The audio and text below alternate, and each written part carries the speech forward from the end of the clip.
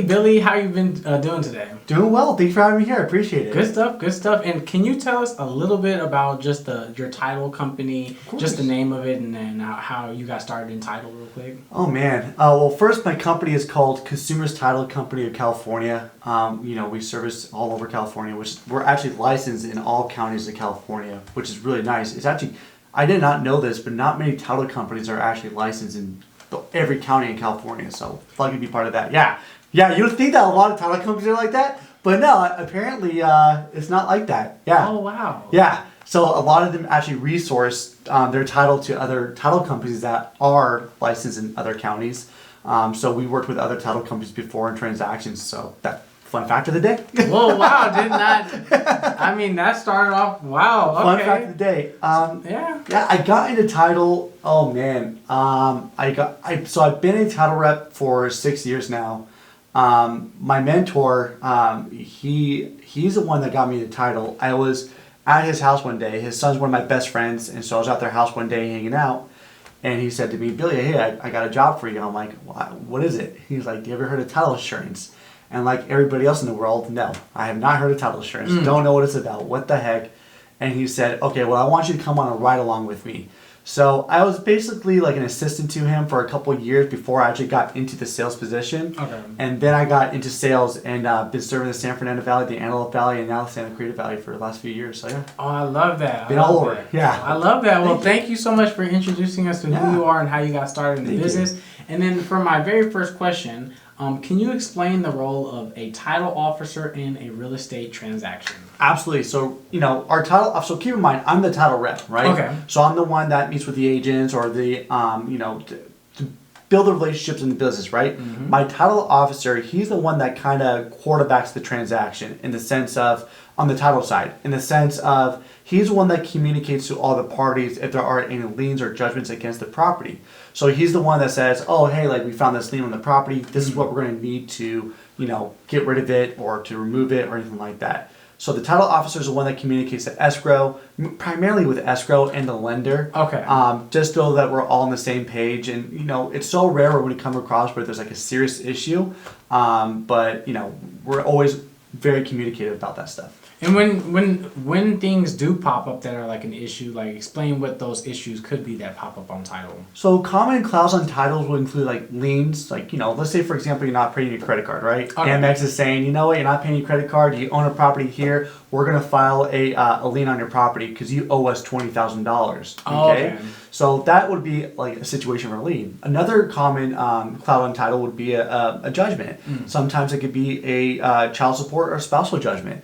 And all those have to be cleared before the property transfers over to the new owner. Everything. Okay. And what's interesting about this, keep in mind, let's say for example, you own multiple properties, right? Mm-hmm. It won't just show up on one of your properties, it shows up on all your properties. Okay? So if you go to sell any of your investment properties or any of your properties under your name, it's going to appear. Oh. So there's that. Another fun fact, keep in mind, I know I'm going on a tangent now, but this is how I am. This is how I am. Yeah. But keep in mind, let's say for example, you solely own your property, right? Mm-hmm. You meet somebody, you want to marry them, you add them onto title. If they have a lien or judgment against their name, guess what? That lien and judgment now attaches to the real property, aka your property. Okay. So even if you remove that individual from title, it will still stay on there.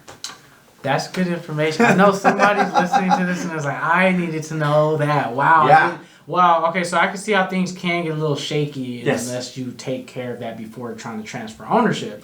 Okay, so then that leads me to my second question. So how do you ensure that the title to a property is clear and free of any liens or encumbrances? We do a title chain search. So we have our own search department that goes through the chain of title to see what exactly is recorded against the property. Okay. So we bring up all the recorded documents, like if there are any liens or judgments.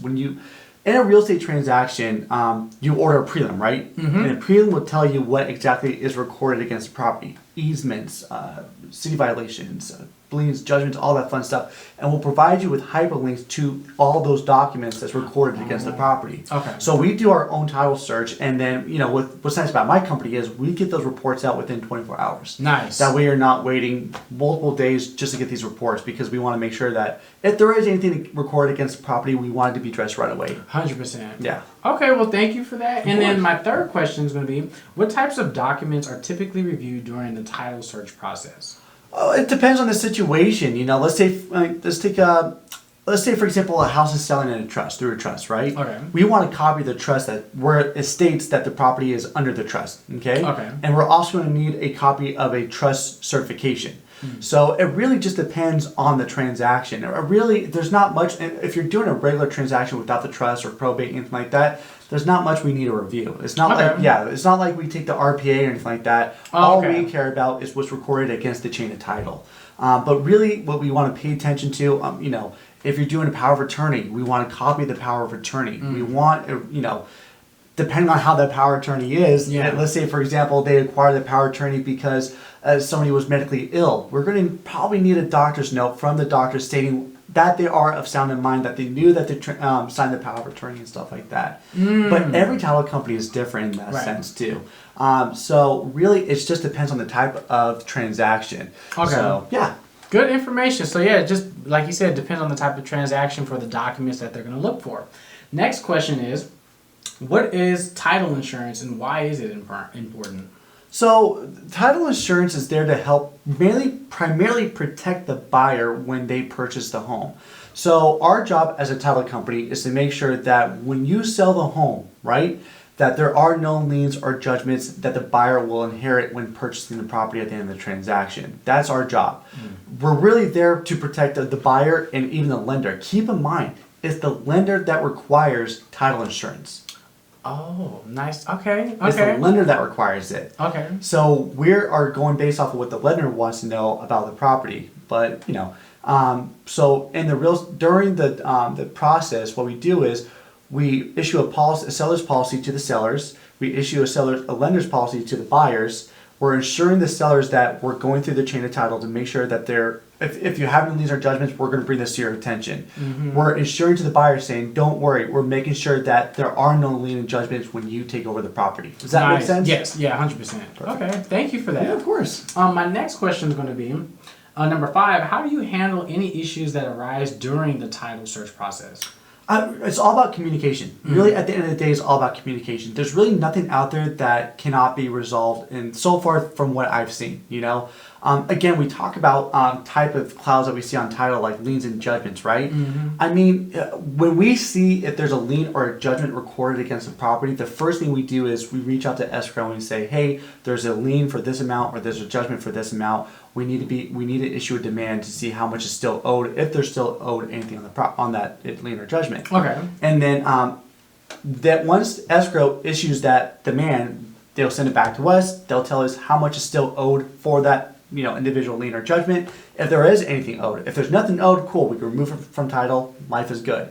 If there is something owed at the end of the transaction, unless the seller paid off whatever they owed to whatever individual holds a lien or judgment, we take part of their proceeds that they would get at the end of the transaction, pay off whoever money needs to go where, and then they get their money. Oh, so if the seller did have like a $10,000 lien on the property, if they're not able to pay that off, you're saying at the end of the transaction, of the transaction, at the closing, we'll take that $10,000 from the proceeds and put it in for the buyers. Exactly. So and whoever holds the lien or the judgment, yeah. Nice. So everyone's basically protected in this scenario. Correct. Okay, I love that. Correct. I'm learning so much from this right now, especially from just before I even started asking questions. So again, thank you. No worries, yeah. My next question is going to be number 6.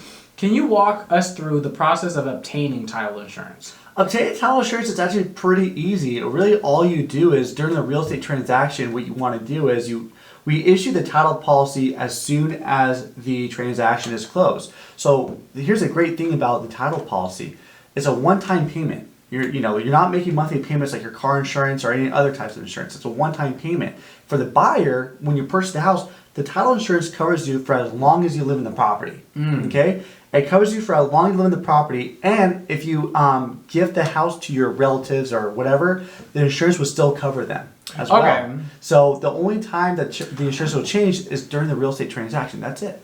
And what affects like the price of title insurance? Is it like the square footage of the house? Or? No. So insurance policies are at a fixed rate. We are underwritten by 3 different companies. So their policies are at a fixed rate that they've already been reported to the Department of Insurance. Okay? Yeah. So the way that we based off our prices is based off of, really there's 2 policies. The first policy is the lender's policy, which is based off the loan amount. Okay, and that's what the buyer pays. Okay, gotcha. Now that one's a little bit of a cheaper policy because they're already getting at a discounted rate. Now the seller's policy is based off of the sale amount. Okay, so let's say for example the house is selling for $1 million. I'm going to use $1 million because I can use 20% because that's $800,000, right?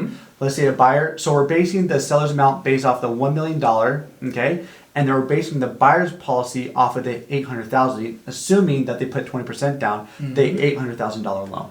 Okay, so that's how it works. Okay, because I'm probably gonna have to run through that a few more times put it on paper just to understand it. Well, what's nice is on our website we have a rate calculator. So if you ever want to go in there, and you want to type in an address, put in the sales price, and then put in the loan amount, and then put title policies. And then it's already, all of our policies are already fixed in there, okay? So all you gotta do is put in the right underwriter, which I'll tell you which underwriter to put under there. And it'll auto-populate for you. And then the name of the website, what's that one? It's www.ctccal.com. And that will be in the link description, you guys, so check that out.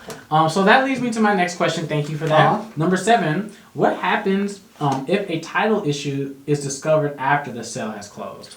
Okay, so now that's a great question. Now I'll give you a situation. A couple of years ago, there was a situation where there was a house that was sold through trust, and there were 6 beneficiaries. It was mom and dad passed away. There were 6 kids. They wanted to sell the house, right? They sold the house. They owed taxes to the government. Now, my company at the time they overlooked that. They didn't see that. And so everybody got money that they should not have gotten. Okay? From the sale of the home. From the sale of the home that they should not have gotten. In that situation, either we had to call them and say, hey, is there any way you can send us X amount of money back? That money should not have gone to you. That should have gone to the tax board. Now, in that situation, they don't get the money back. Title fronts the money. Fronts as in? They pay for the taxes. So title had to pay for that. Title had to pay it out of their pocket. Simply because it was a missed. Okay. It's insurance. That's where the insurance comes in. Yeah. Same thing for, let's say, for example, a title company overlooks a judgment against a property, right? They overlook a judgment. And let's say, for example, that person who holds a judgment realized that individual that they had a judgment for sold the house. They could file a claim on the new buyers of that house. In that situation, title will then front the money to pay off that judgment. Wait. So if something was missed because of the sale, it could still be on that house and the buyer bought into that and now they have to pay for it? Well, title will pay for it. Title has to pay for it, but I know that's a shock for a buyer. Yeah. They're like, It's like, wait a minute, how come this judgment's coming out of nowhere? What the heck? Well, that's because the title company may have overlooked that judgment and the person noticed that house sold, so they're like, what the heck? I didn't get my money from that. I'm going to file a claim on this property. And now title will have to front the money. And so hopefully I didn't miss that, but who would be the one that might have found out that was a misstep? It would probably be between title and escrow because. Between title and escrow. Well, actually, I don't want to blame it solely on title and escrow. Again, there's a lot of different situations. Because it could have been indexed wrong. Let's say, for example, somebody put a judgment against me, right? They said, Billy Fairchild, I want to put a judgment against you because you owe me this money or you're not paying child support or whatnot, right? What if they could have spelt my name wrong? They could have indexed it wrong by saying Billie instead of Billy. So they had an index wrong. There was a situation where this happened. They indexed the property wrong. I think you talked about this. Yeah. Okay. They indexed the property wrong, so title didn't see that. Okay. And then Now, what could happen in this situation is the person who filed the judgment is like, oh my gosh, I wrote down their name wrong. I want to refile it. Boom, they refile it. And then they can pop up again, right? Okay. And then, again, we go back to the situation of, well, if the house sold, well, then who has to pay for the claim as soon as the claim is filed? Right. The title company will pick it up. I know people, if you've been through this situation, or if it happens to you, I know if you're listening to this podcast, you're probably like, oh my goodness, I just got some valuable information. And in all reality, when it comes to title insurance, it's nothing crazy. Okay. I mean, everybody, when you look at a prelim and you see the big numbers like 500K, 200K and all that fun stuff, it really depends on the situation, God, I don't know if I want to share this information with you. No, then no worries. Yeah, I know because there's some very valuable information, but I don't want to mislead anybody. Okay, I'll just say this. In certain judgments, not all judgments, but there are certain judgments that can be out by time after 10 years, which means, let's say, for example, there's a $500,000 judgment recorded against you, but it was recorded 12 years ago. As long as there was no extension recorded against that judgment, that they didn't extend it, title can remove that from the chain of title. Oh, wow. And you won't have to pay that money back after 10 years. That's a good amount of time. That's I mean, that's a long time, so it's not likely that's going to happen, but it could. It happened before. It's happened before. I mean, that's where there's even that 10-year mark. Yeah, and that's why you have title insurance, because we can help you with that information. It's like, we've helped out many people with knowing that information where with certain judgment, not all judgments. Everything varies. Yeah, everything varies. Some judgments you do have to pay back. But for some judgments, they could be out by time as long as there was no extension recorded. Wow, I didn't know that. I'm learning. I've learned like 4 or 5 things. Every question has led to something. I'm like, especially that one though. That one, wow. It's a good one. Yeah. That's a really good one. And then just for the audience, prelim, can you just give a brief description of that? So in title, usually keep in mind this is seller's choice when you use title insurance. Believe it or not, it's really the seller who has a choice of what title company they want to use. Okay. It's not the listing agent. Mm-hmm. But because many people don't really know what title insurance is, it comes down to listing agent offer your referral. Yep. Okay? Mm-hmm. Now, I always like to advise to real estate agents, as soon as you get the listing agreement signed, you want to order a preliminary title report. Mm-hmm. Say that 10 times fast. A preliminary title report.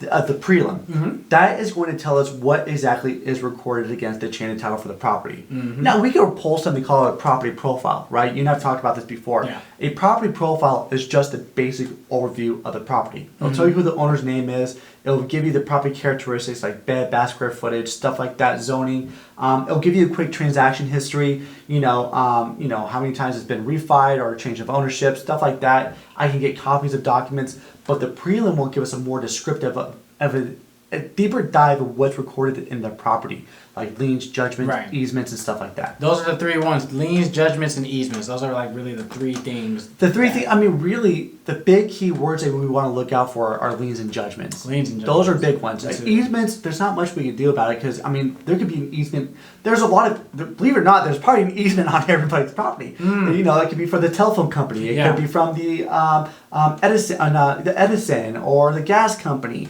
There's a lot of easements that people don't realize are actually recorded against the property. And what's your definition of an easement? It's just a shared portion to, in my opinion, and I don't know if this is the exact definition, but from my description and my definition is a shared portion with another entity. Okay. Right? For example, like if I had a light pole, those street lights, right, on my property, that's an easement. Okay. I share that with Edison or whoever owns that, right? Yeah. Okay. The sidewalk, that could be an easement. Right. A road, that could be an easement. Yeah. Especially out here in the Antelope Valley where there's a lot of vacant land, there's easements for roads. Yep.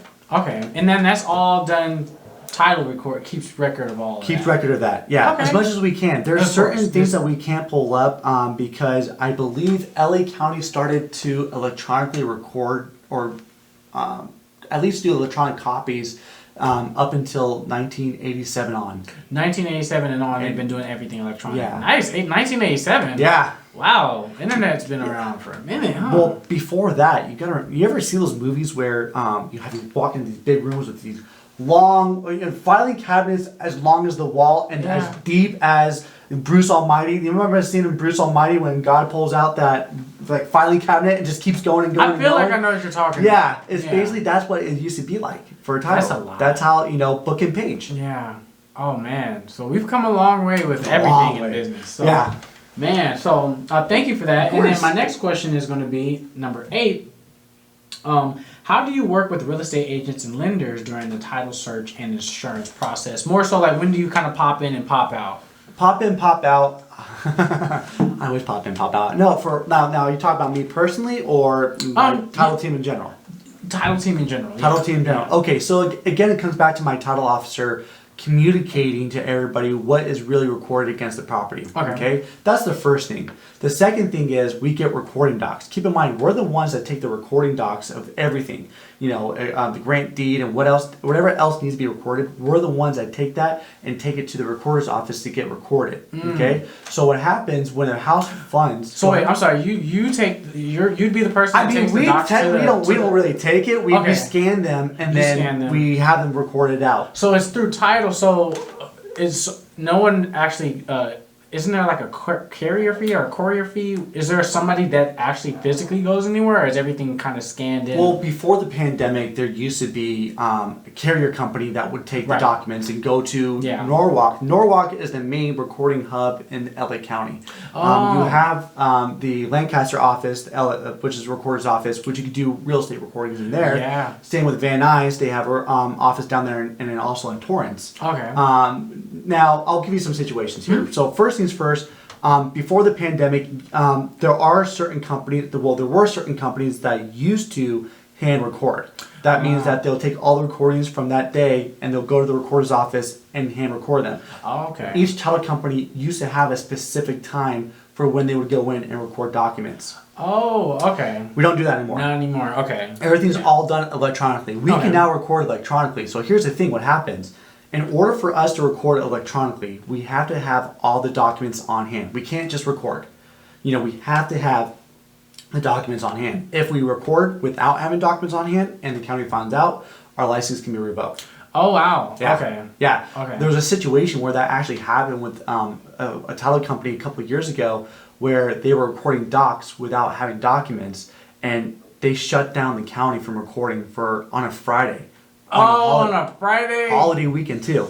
So there were not recordings for 4 days. No recordings for 4 days. There's so many closings that happen in a day. Actually, it wasn't a title company. It was actually a recording service company that did that. Yeah. Recordings. Yeah. So the actual recording place got and I think about a lot of major title companies got affected by that in LA County. A lot of title companies. We got affected by it too.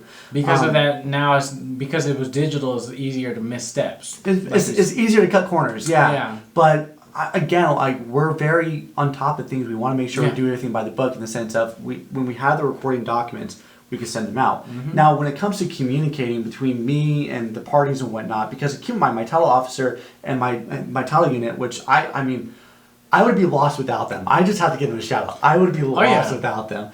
I call my title officer at least 3 or 4 times a day. I always tell him. Okay. I always make the joke that if I had T-Mobile and T-Mobile still had the Fave 5, he would be my number 1 over my wife because of how much I call him. I rely on him a lot in my title unit. But that's the thing though, communication is so important because you want to know what's going on. 100%. Usually I get called in whenever there could be a possible issue that pops up or they want more clarification. Like I'll give you an example. I remember, many moons ago when I first got into title, I get a call from an agent saying, "Hey Billy, we're about to record tomorrow, but this judgment popped up out of nowhere. What happened?" Right. I call my title unit and I say, "Hey guys, what happened here? Why is this judgment just now popping up? What can we do to resolve this?" And they said, "Well, Billy, we got that statement of information in today." Okay. Now keep in mind, when you have a prelim, the prelim will tell you there's a lien or judgment, right? That's only if it's recorded against the property. We require both the seller and buyer to fill out something called the statement of information, which is something that would tell us what is recorded against their name. If there's a lien or judgment that's recorded against their name. So like a car or something that they may have had It's anything. It could be a credit card still. It can still be a credit card. It could be anything. It could be anything. Nice. So the thing about that is the statement of information will tell us what is actually recorded against this individual. As soon as we get that, we can clear a lot of things. Because keep in mind also, a prelim may include lien and judgments for people with common names. Okay, and I know I'm going off on a tangent here. I'm sorry if I'm confusing you're good. Yeah. But I'll give you an example. I'm one of 3 William Fairchilds in the city I live. Okay, I'm one of 3. If I decide to sell my home and one of them has a lien recorded against their name, that could show up on my property. Okay, I may not know anything about this. Right. Like, what the heck? How come I have a American Express credit card lien when I only have American Express? Literally, right? Like, what the heck? If I was a buyer or if I was a seller, I'd be freaking out too. Like, I don't know where this came from. I had that situation happen this morning.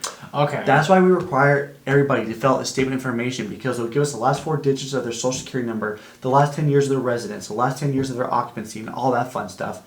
And we can run it and we see if exactly that lien or judgment is for that individual. Okay. Now, back to my original story.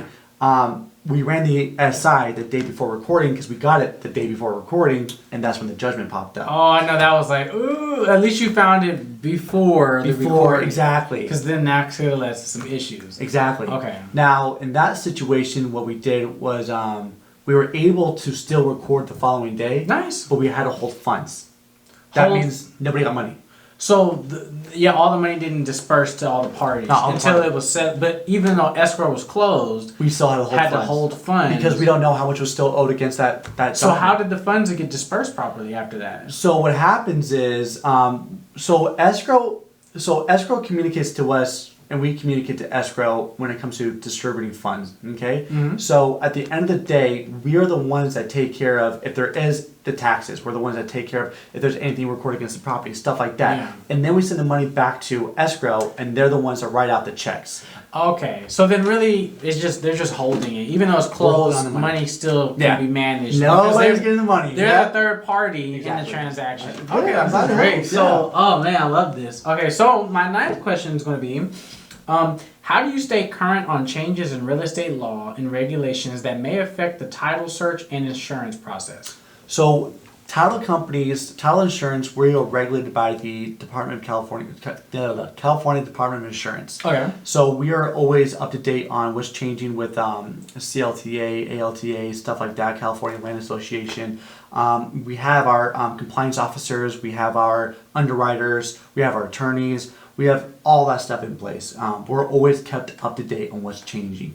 That way that we can provide A, nothing but the best customer service, and B, we want smooth transactions. Oh yeah. Luckily for title, it is super boring. It is super boring. It is so boring. Title insurance doesn't necessarily change often. Okay. The policy itself doesn't change, It really depends on the certain type of transaction that's happening, which is the different policies, which you and I can get together another time and I can go over the differences of policies and whatnot. Oh yeah. Because there's a lot that goes into that too. Oh yeah. But yeah, no, really what it is just communicating from our corporate people saying, okay, this is what's changed, this is what's happening, and getting that information out to everybody. Okay, and I wanted to point out, Billy's emails are amazing. They're straight to the point. He always leaves like little PDFs, and if you're on his newsletter, if you're an agent or a customer or a client, information is great on that newsletter. I look forward to it. I'm like, yours is actually one I want to click on. I'm just being honest, because they're really good. So at the end of the day, it's just all about educating. This is exactly what you're doing right now. Is you're educating. That's my job. I want to educate all my agents, all my people about what's happening in title. Oh, yeah. What can homeowners take advantage of in the sense of through title insurance, like 1031 exchange and Prop 19 and stuff like that. I mean, that's all very valuable information to get out. Oh yeah, in the shortest amount of time possible, can you explain Prop 19? Shortest, in the most condensed. Oh man. I can do that. Okay. There's a lot that goes into Prop 19 because not only is it a tax benefit, but it's also an inheritance tax. Okay. Here's the gist of it. Yeah.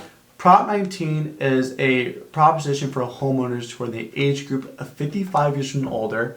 If they are a wildfire victim, as well as a wildfire victim, as well, you don't have to be 55 by the way. Okay. You'd be a wildfire victim or a disaster victim to take advantage of Prop 19 to where they can transfer their current property tax over to new property of any value in the state of California. Oh. So, for example, let's say, for example, I was selling my house for $800,000. I've been living there for 30 years.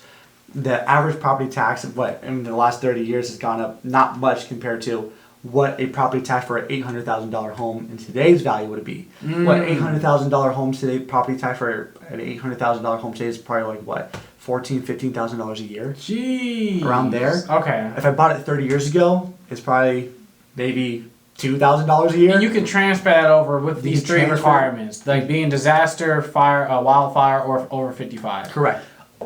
So if you're 55 years and older, you've been living in your house for 30 or more years, and you're paying like $2,000 a year for your property tax, you can transfer your house over to new property of any value. All right. If I bought a house for $800,000, that $2,000 property tax I've been paying for the last 30 years will transfer over to my new $800,000 home. How long is this in effect? Is it staying this way? It's for now. For now, okay. I've been in communication with a state legislator because there's so much that goes into Prop 19. Okay. That raises so many questions, and I believe they're going to be changing Prop 19. They before it used to be Prop 60, Prop 90, and then Prop 19 took its place. And then I think they're going to be making some more changes to it. Okay, well, we'll definitely have to meet up again, talk more about the different propositions, because that one sounds, I'm pretty sure a lot of people would like to use, the tax part, keep that same bill? Yeah. Okay, you can't beat that. Oh, man. Especially with, home prices going up and interest rates the way they are. Oh, man. You're looking for any way to save money, or, if you're holding back because it's that, or because of the property tax, I mean, that just saves you $12,000 a year right there alone. Whoa. Just for I'm just assuming for an $800,000 home, depending on the area. Right, no, 100%. Oh, man. I'm just excited to make this one, to edit this up and post it, because this is good. And I want to say thank you for being on the podcast today, sir. I appreciate it. Big time. And then, do you have any social media, anything that you can share with the audience, or the website again, or anything like that? Yeah, sir, my company's website is www.cccal.com. If you just look up Billy Fairchild on Instagram, I'm on Instagram. If you look up Billy Fairchild on Facebook, I'm on Facebook. If you look up Billy Fairchild on LinkedIn, I'm on LinkedIn. So yeah, go ahead and look me up. Perfect. Well, I want to say thank you again so much for coming on the podcast, and we'll see you guys on the next one.